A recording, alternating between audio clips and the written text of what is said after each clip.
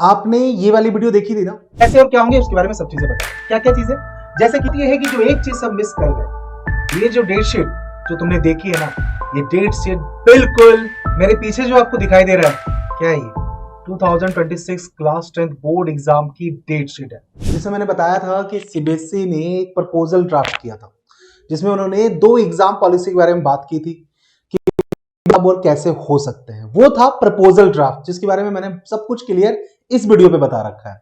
लेकिन अब वो प्रपोजल जो है वो एक्चुअल रूप लेने लगा है और आज एक और नोटिफिकेशन आ गई है इस दो बोर्ड एग्जामिनेशंस को लेके। अभी नोटिफिकेशन क्या है, इसके अंदर क्या क्या चीजें बताई है सीबीएसई ने, कौन से बच्चे अपीयर हो सकते हैं सेकंड एग्जामिनेशंस में, क्या आपको सारे एग्जाम्स देने होंगे, फर्स्ट वाले मेन एग्जामिनेशंस हैं, बहुत सारे सवाल हैं, बहुत सारे तरीके हैं, प्रोसेस हैं। उन प्रोसेस को और तरीकों को क्या क्या बताया है सीबीएसई ने, मैं सब चीजें तुरंत तुरंत एक्सप्लेन करता हूं। ठीक है, सीधा आते हैं हम नोटिफिकेशंस पे। ये सीबीएसई की नोटिफिकेशन है जो आ जाई है, डेट देख सकते हो आप यहाँ पे 25 जून है ना, ये डेट आ चुकी है। नोटिफिकेशन सब्जेक्ट क्या है, 2 board examinations in class 10th from 2026 regarding background. ठीक है, बातें बता दी उन्होंने सब्जेक्ट के अंदर। अब आ जाओ सीधा मुद्दे पे कि भाई साहब कैसे होगा फिर ये एग्जामिनेशंस, क्या कुछ होने वाला है।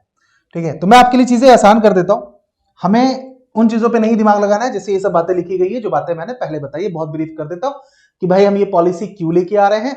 उसका रीजन बहुत सिंपल है पॉलिसी लाने का, कि भाई साहब हम चाहते हैं बच्चों पे जो एग्जाम का बर्डन वर्डन होता है वो बर्डन हमें कम करना है। बहुत अच्छी बात है, इसीलिए हम 2 एग्जाम पॉलिसी लेके आ रहे हैं। बस शॉर्ट एंड सिंपल ये कहानी उन्होंने इस पहले वाले पेज के अंदर बता रखी है। ठीक है, अब बढ़ते हैं हम दूसरे पेज पे जो हमारे काम की चीज है, मैं नाउ मुद्दे पे कि कैसे होगा ये एग्जामिनेशंस। ठीक है, ये 2 बोर्ड एग्जामिनेशंस की स्कीम क्या है। अब तुम्हें बता देता हूं मैं कंडीशंस, इस कंडीशंस को जरा ध्यान से समझ लेना कि आखिर कौन एलिजिबल है और क्या क्या कर सकता है। ठीक है, कंडीशन नंबर 1, सबसे पहली कंडीशन बहुत क्लियरली मेंशन है कि मैंडेटरी है कि सारे बच्चे जो हैं उनको पहले वाला जो एग्जाम होगा main exam first board examination उसमें अपीयर होना है। ठीक है, इट्स मैंडेटरी टू अपीयर, बहुत क्लियर है। यानी कि आपको सारे एग्जाम मतलब पहले वाले एग्जाम में सब बच्चों को सारे सब्जेक्ट में पार्टिसिपेट करना है, ये नहीं कि भैया मैं बाद में नहीं। ठीक है, आपने पार्टिसिपेट कर लिया ना। अब होगा कि पहले एग्जाम के बाद क्या रहेगा, कुछ बच्चे हो जाएंगे पास कुछ नंबर के साथ, कुछ हो सकता है जो कि फेल हो जाए सब्जेक्ट के अंदर। ठीक है, अब यहां से कहानी शुरू होगी आपके सेकंड एग्जामिनेशन की।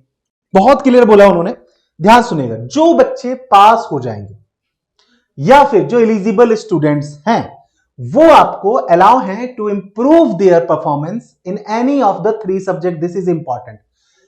पास वाले बच्चे सिर्फ अलाउड हैं 3 सब्जेक्ट में। आप क्या कर सकते हो, सेकंड एग्जाम में पार्टिसिपेट कर सकते हो। वो 3 सब्जेक्ट क्या हो सकते हैं, चाहे साइंस हो, चाहे मैथमेटिक्स हो, चाहे सोशल साइंस एंड लैंग्वेज।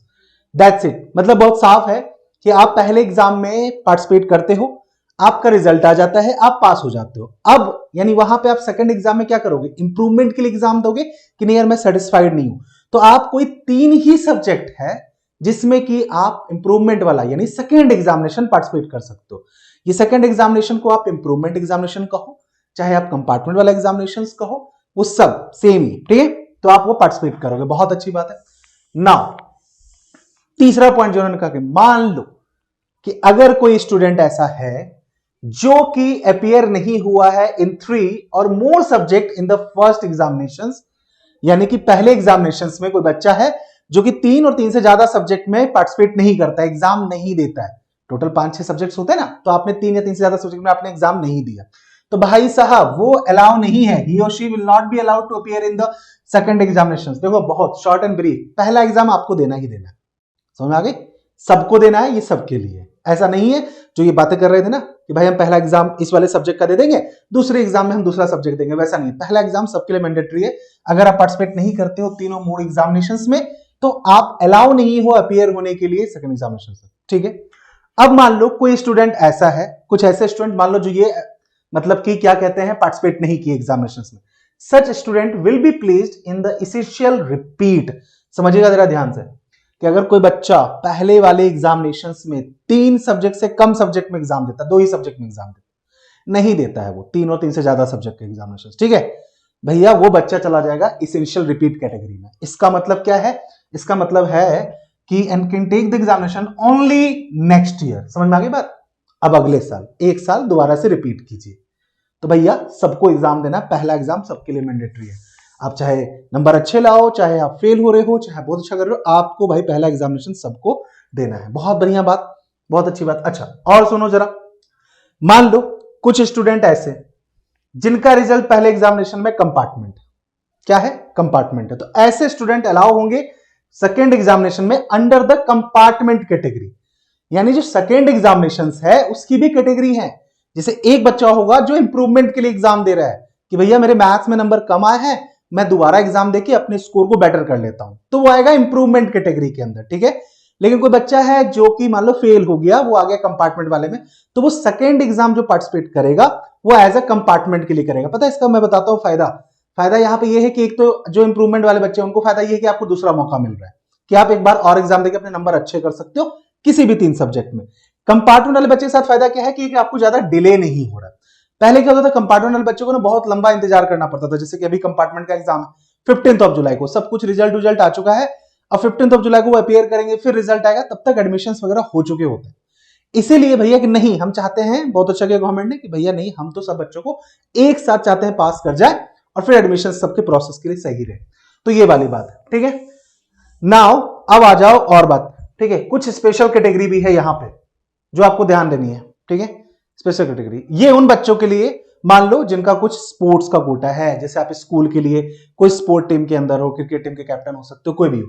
अब वहां पे देखो क्या कहा उन्होंने कहा कि जो बच्चे स्पोर्ट्स के हैं, ठीक है, उनके लिए बड़ी अच्छी बात है, वो सेकेंड एग्जामिनेशन में अपियर हो सकते हैं अगर मान लो उनका जो मेन एग्जामिनेशन का कोई सब्जेक्ट था उसी दिन उनका कोई स्पोर्ट्स इवेंट हो गया और वो एग्जाम नहीं दे पाए। तो देखो बहुत अच्छी बात है, गवर्नमेंट ने कितने अच्छे तरीके से स्पोर्ट्स को प्रायोरिटाइज भी किया कि भाई ऐसा नहीं है आप अगर खेलते हो कूदते हो तो भैया अगर आपका एग्जाम छूट गया क्योंकि आप स्कूल के लिए प्ले कर रहे थे तो आप दोबारा एग्जाम दे सकते हो, ठीक है, बट वो होना चाहिए आपका स्पोर्ट्स इवेंट। बहुत अच्छी बात है। दूसरा, खैर ये उन लोगों के लिए जो ठंडी जगह पे रहते हैं, तो विंटर बॉन्ड स्कूल यानी वैसे जगह जहां पे बर्फ वगैरह बहुत होती है, उन जगहों के जो स्कूल्स हैं उसके स्टूडेंट जो है they appear either in the first और सेकंड। देखो ये एक्सेप्शन है कि मान लो पहले एग्जाम के टाइम में बहुत ज्यादा ठंड पड़ गई, बहुत बर्फ पड़ रही है, जाने में दिक्कत है, तो तुम्हारी चॉइस है उन बच्चों के लिए, सिर्फ इस तरह के बच्चों के लिए जो विंटर बॉन्ड स्कूल एरिया में रहते हैं, बर्फीले इलाकों में रहते हैं, ठीक है। अच्छा अब आ जाओ जरा इंटरनल असेसमेंट की बात कि इंटरनल असेसमेंट वगैरह कैसे होगा। अभी तक जैसे होता आया है उसी तरीके से इंटरनल असेसमेंट होगा, वो सिर्फ एक बार ही होगा आपका before the main examination, once before the main examination. Internal assessment जो आपके 20 मार्क्स के होते हैं, जिसके अंदर आपका डिसिप्लिन, आपका होमवर्क, आपके यूनिट टेस्ट, बहुत सारे पैरामीटर्स होते हैं और ये टीचर्स के हाथ में होता है। मैं इसलिए कहता हूं अपने क्लास सब्जेक्ट के जो भी टीचर्स हैं उनके साथ अच्छे से बनाकर रखो, 20 नंबर फ्री के हैं, ये 20 मार्क्स, ये वैसे ही होगा, एक बार जो हो गया हो गया। शेड्यूल की बात कर लें भैया, एग्जाम कब कब होगा। पहला मेन और फर्स्ट एग्जाम ये स्टार्ट होगा आपको मिड ऑफ फरवरी में, जैसे कि अभी ये कंडक्ट होता है, ठीक है। सेकेंड एग्जामिनेशन आपका कंडक्ट होगा in the month of May. बात समझ में आ गई, सेकेंड एग्जामिनेशन कंडक्ट होगा इन अ मंथ ऑफ मे। बहुत अच्छी बात है, ये बहुत बढ़िया बात है आपके लिए। अब आ गया भैया ये रामबन इस साल के बच्चों के लिए, ठीक है, कि भाई इंप्रूवमेंट भी है और तुम भाई इंप्रूवमेंट की बात ही सोचो, तुम्हें डबल चांस है, कंपार्टमेंट वगैरह के बारे में नहीं सोचना है। ये एलिजिबल क्राइटेरिया है, ये आपके मैटर नहीं करता, आप ऑलरेडी एलिजिबल हो इन सब चीजों के लिए कि कौन फर्स्ट एग्जाम दे सकता है, कौन सेकंड एग्जाम दे सकता है, तो इस पे हम नहीं ज्यादा दिमाग लगाएंगे, ठीक है। अच्छा अब देखो जरा, देखो सेकंड एग्जामिनेशंस की मैं बात कर लेता हूं। सेकंड एग्जामिनेशंस कौन कौन बच्चे दे सकते हैं, पहला तो सबको देना। सेकंड एग्जामिनेशन इंप्रूवमेंट कैटेगरी के अंदर वो बच्चे जो पास हो चुके हैं लेकिन सब्जेक्ट में एक बार और चांस लेके देखना चाहते हैं, सिर्फ 3 मेन सब्जेक्ट, समझ में आ गई, चाहे साइंस, चाहे मैथ, चाहे सोशल साइंस या कोई लैंग्वेज, आप इसमें से कोई 3 ही सिलेक्ट कर सकते हो इंप्रूवमेंट के लिए। दूसरा, वो बच्चे जो पहली बार या तीसरी बार कंपार्टमेंट, ठीक है, फर्स्ट और third chance of compartment plus improvement वाले, ठीक है, और वो student improvement for the student passed by the replacement of the subject. तो ये सारे बच्चे हैं जो एलिजिबल हैं आपको सेकेंड एग्जामिनेशंस के लिए, ठीक है। आ जाओ जरा, ओके, सिलेबस की बात करो। सिलेबस दोनों एग्जाम का फुल सिलेबस होगा, सेम सिलेबस होगा, उसमें कोई भी चेंजेस नहीं होंगे, ठीक है।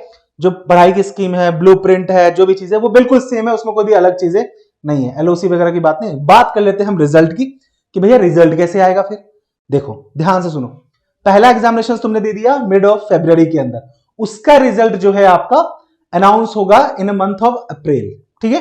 अप्रैल मंथ में आपने फरवरी में एग्जाम दिया, अप्रैल में आपका पहले एग्जाम का रिजल्ट आ गया, सो दैट कि आप उस बेसिस पर डिसाइड करो कि भैया मुझे इंप्रूवमेंट वाला या दूसरे एग्जाम के में पार्टिसिपेट करना भी है या नहीं करना है तो कौन से सब्जेक्ट में करना है। अप्रैल में भाई दूसरा एग्जाम कब होगा, फिर सेकंड एग्जाम होगा आपका month of June. Second exam आपका सॉरी जो रिजल्ट डिक्लेयर होगा वो जून में होगा। मई में एग्जाम होगा, जून में डिक्लेयर होगा। यहां पर थोड़ा सा एरर है, ये रिजल्ट ऑफ फर्स्ट नहीं, रिजल्ट ऑफ सेकंड एग्जामिनेशन है, will be declared in the month of June, क्योंकि मई में एग्जाम हो रहा है। बहुत अच्छी बात है। बाकी चीजें ये चीज कि सर हाँ एक चीज और बहुत इंपॉर्टेंट बात कि जो सर्टिफिकेट वगैरह है, पासिंग सर्टिफिकेट वगैरह है, वो सब आपका फाइनली दिया जाएगा जब सेकंड एग्जाम का रिजल्ट आ जाएगा। समझ रहे हो बात?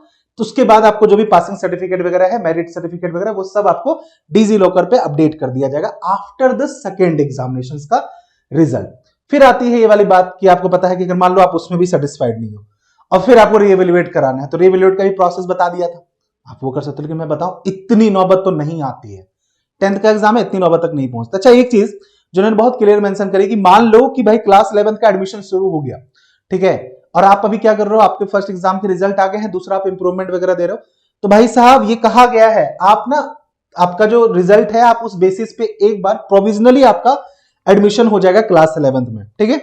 लेकिन फिर जब आपका सेकेंड एग्जाम के बाद फाइनल रिजल्ट आएगा उस बेसिस पे आपका एडमिशन कंफर्म होगा या तो नहीं होगा।